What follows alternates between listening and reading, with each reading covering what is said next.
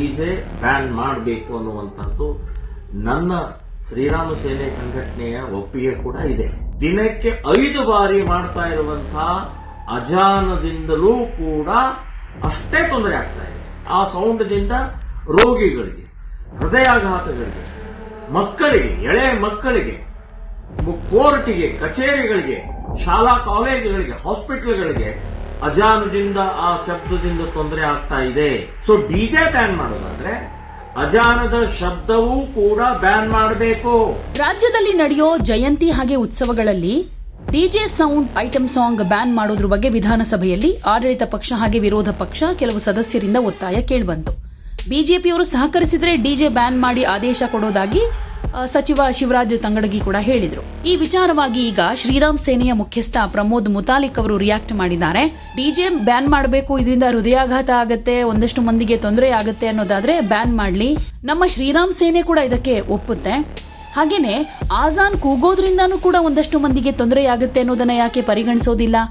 ನಾವೇನೋ ವರ್ಷಕ್ಕೊಂದ್ಸಲ ಈ ಗಣೇಶ ಉತ್ಸವಕ್ಕೋ ಶಿವಾಜಿ ಜಯಂತಿಗೋ ಈ ತರ ಡಿಜೆ ಹಾಕ್ತೀವಿ, ಆದ್ರೆ ಪ್ರತಿನಿತ್ಯ ಇವರು ಮುಸ್ಲಿಮರು ಮಸೀದಿ ಒಳಗಡೆ ಆಜಾನ್ ಕೂಗ್ತಾರೆ, ಪ್ರಾರ್ಥನೆ ಮಾಡ್ಲಿ, ನಮಾಜ್ ಮಾಡ್ಲಿ ಮಸೀದಿ ಒಳಗಡೆ, ಅದಕ್ಕೆ ನಮ್ಮ ಅಭ್ಯಂತರ ಏನಿಲ್ಲ. ಆದ್ರೆ ಯಾಕೆ ಆಜಾನ್ ಕೂಗೋದ್ರಿಂದಾನೂ ಸಮಸ್ಯೆ ಆಗುತ್ತೆ, ಹೆಚ್ಚು ಸೌಂಡ್ ಬರುತ್ತೆ, ವಿದ್ಯಾರ್ಥಿಗಳಿಗೆ, ಸಣ್ಣ ಮಕ್ಕಳಿಗೆ, ಒಂದಷ್ಟು ಮಂದಿಗೆ ತೊಂದರೆ ಆಗುತ್ತೆ ಅಂತ ನೀವು ಯಾಕೆ ಪರಿಗಣಿಸೋದಿಲ್ಲ? ಇದ್ರ ಬಗ್ಗೆನೂ ಯೋಚನೆ ಮಾಡಿ ಕ್ರಮ ಕೈಗೊಳ್ಳಿ ಅಂತ ಕಟುವಾಗಿ ಟೀಕೆ ಮಾಡ್ತಾ ಆಗ್ರಹಿಸಿದ್ದಾರೆ. ನಮಸ್ಕಾರ. ಇತ್ತೀಚೆಗೆ ವಿಧಾನಸಭೆಯಲ್ಲಿ ಡಿಜೆ ಈ ಶಬ್ದದ ಸಂಬಂಧಪಟ್ಟಾಗೆ ಚರ್ಚೆ ಆಗಿದೆ. ಆ ಚರ್ಚೆಯಲ್ಲಿ ಆ ಡಿಜೆಯನ್ನ ಬ್ಯಾನ್ ಮಾಡಬೇಕು, ಸುಪ್ರೀಂ ಕೋರ್ಟ್ ಹೇಳಿದ್ದಕ್ಕೆ ಬ್ಯಾನ್ ಮಾಡಬೇಕು ಅನ್ನುವಂಥದ್ದು ಚರ್ಚೆ ಆಗಿದೆ. ನಾನು ಹೇಳ್ತೀನಿ ಅದು ಸರಿಯಾದ ಕ್ರಮ. ಅದು ಡಿಜೆ ಬ್ಯಾನ್ ಮಾಡಬೇಕು ಅನ್ನುವಂಥದ್ದು ನನ್ನ ಶ್ರೀರಾಮ ಸೇನೆ ಸಂಘಟನೆಯ ಒಪ್ಪಿಗೆ ಕೂಡ ಇದೆ.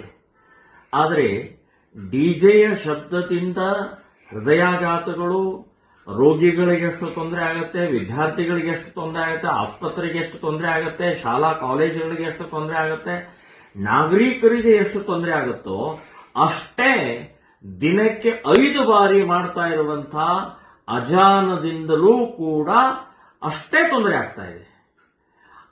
ಆ ಅಜಾನದ ಶಬ್ದದಿಂದ, ಅಜಾನದ ಆ ಒಂದು ದೊಡ್ಡ ಏನೋ ಒಂದು ಸೌಂಡ್ ಇದೆ, ಆ ಸೌಂಡ್ದಿಂದ ರೋಗಿಗಳಿಗೆ, ಹೃದಯಾಘಾತಗಳಿಗೆ, ಮಕ್ಕಳಿಗೆ, ಎಳೆ ಮಕ್ಕಳಿಗೆ, ಕೋರ್ಟಿಗೆ, ಕಚೇರಿಗಳಿಗೆ, ಶಾಲಾ ಕಾಲೇಜುಗಳಿಗೆ, ಹಾಸ್ಪಿಟಲ್ಗಳಿಗೆ ಅಜಾನದಿಂದ ಆ ಶಬ್ದದಿಂದ ತೊಂದರೆ ಆಗ್ತಾ ಇದೆ.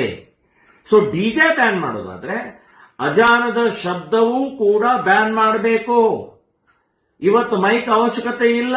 ಒಳಗಡೆ ಮಸೀದಿ ಒಳಗಡೆಗೆ ಅವ್ರು ನಮಾಜ್ ಮಾಡಲಿ, ಪ್ರಾರ್ಥನೆ ಮಾಡಲಿ, ಪ್ರಾರ್ಥನೆಗೆ ನಮ್ಮ ಅಬ್ಜೆಕ್ಷನ್ ಇಲ್ಲ. ನೀವು ಬರೇ ಡಿಜೆ ಬಗ್ಗೆ ಮಾತ್ರ ಚರ್ಚೆ ಮಾಡ್ತಾರೆ. ವರ್ಷಕ್ಕೆ 1 ಸಲ ಡಿಜೆ ಹಚ್ಚುತ್ತಾರೆ. ಗಣೇಶೋತ್ಸವಕ್ಕೆ, ಶಿವಾಜಿ ಜಯಂತಿಗೆ ಇಂಥ ಸಂದರ್ಭದಲ್ಲಿ ಮಾತ್ರ ಡಿಜೆ ಇರುತ್ತೆ. ಆದರೆ ಪ್ರತಿನಿತ್ಯ 5 ಬಾರಿ ನಾವು ಅದನ್ನ ಅನುಭವಿಸ್ತಾ ಇದ್ದೀವಿ. 5 ಬಾರಿ ಪೊಲೀಸ್ ಸ್ಟೇಷನ್, 5 ಬಾರಿ ಕಚೇರಿಗಳಿಗೆ, 5 ಬಾರಿ ಕೋರ್ಟ್ಗಳಿಗೆ, ಶಾಲಾ ಕಾಲೇಜುಗಳಿಗೆ, ಹಾಸ್ಪಿಟಲ್ಗಳಿಗೆ, ಹೃದಯ ರೋಗಿಗಳಿಗೆ ಎಲ್ಲರಿಗೂ ತೊಂದರೆ ಆಗ್ತಾ ಇದೆ. 5 ಬಾರಿ ಪ್ರತಿನಿತ್ಯ. ಅದ್ರ ಬಗ್ಗೆ ಮಾತಾಡುದಿಲ್ಲ, ಅದ್ರ ಬಗ್ಗೆ ಹೇಳುದಿಲ್ಲ, ಅದನ್ನು ಬ್ಯಾನ್ ಮಾಡ್ತೀವಿ ಅಂತನ್ನುವಂತ ಧೈರ್ಯ ಯಾರಿಗೂ ಇಲ್ಲ. ಬಿಜೆಪಿಯವ್ರಿಗೂ ಇಲ್ಲ ಅಂತನ್ನುವಂಥದ್ದು ಹೇಳ್ತೀನಿ. ಬಿಜೆಪಿಯ ಸರ್ಕಾರ ಇದ್ದಾಗಲೂ ಕೂಡ ಇವರು ಬಾಯಿ ಮುಚ್ಕೊಂಡು ಕೂತಿದ್ರು ಇವರು ಅಂತ. ಸೊ ಯಾಕೆ ಸರ್ಕಾರದ ಈ ಮುಸ್ಲಿಂ ಅಂದ ತಕ್ಷಣ ಹೆದರಿಕೆ ಯಾಕೆ? ಬರೀ ಡಿಜೆ ಬಗ್ಗೆ ಮಾತಾಡ್ತಾರೆ. ಹೌದು, ಡಿಜೆ ಬಗ್ಗೆ ನನಗೂ ನನ್ನ ಅಭಿಪ್ರಾಯನೂ ಬ್ಯಾನ್ ಮಾಡಬೇಕು ಅಂತ ಅನ್ನೋದಿದೆ. ಇದನ್ನು ಬ್ಯಾನ್ ಮಾಡ್ರಿ, ಈ ಶಬ್ದ ಬ್ಯಾನ್ ಮಾಡಿ. ಇದು ಧೈರ್ಯ ಇದೆ ನಿಮಗೆ? ಧೈರ್ಯ ಇಲ್ಲದಿದ್ರೆ ನಾವು ಹೋರಾಟ ಮಾಡ್ತೀವಿ. ಸುಪ್ರೀಂ ಕೋರ್ಟ್ ಇಬ್ಬರಿಗೂ ಹೇಳಿದೆ, ಶಬ್ದದ ಬಗ್ಗೆ ಇಬ್ಬರಿಗೂ ಹೇಳಿದೆ. ಪೊಲೀಸ್ ಡಿಪಾರ್ಟ್ಮೆಂಟ್ ಕಿವಿ ಕೇಳಿಸೋದೇ ಇಲ್ಲ. ಅವರು ಏನ್ ಹಾಕೊಂಡಿದಾರೋ ಗೊತ್ತಿಲ್ಲ ಕಿವಿ ಒಳಗಡೆಗೆ.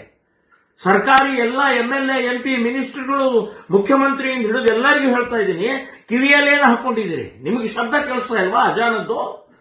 ಸೊ ಡಿಜೆ ಬಗ್ಗೆ ಬರೀ ಮಾತನಾಡುವಂತಹದ್ದು ಆಗಬಾರದು. ಈ ಶಬ್ದದ ಬಗ್ಗೆ ಪ್ರತಿನಿತ್ಯ ನಾವು ಅನುಭವಿಸ್ತಾ ಇದ್ದೀವಿ, ಎದುರಿಸ್ತಾ ಇದ್ದೀವಿ.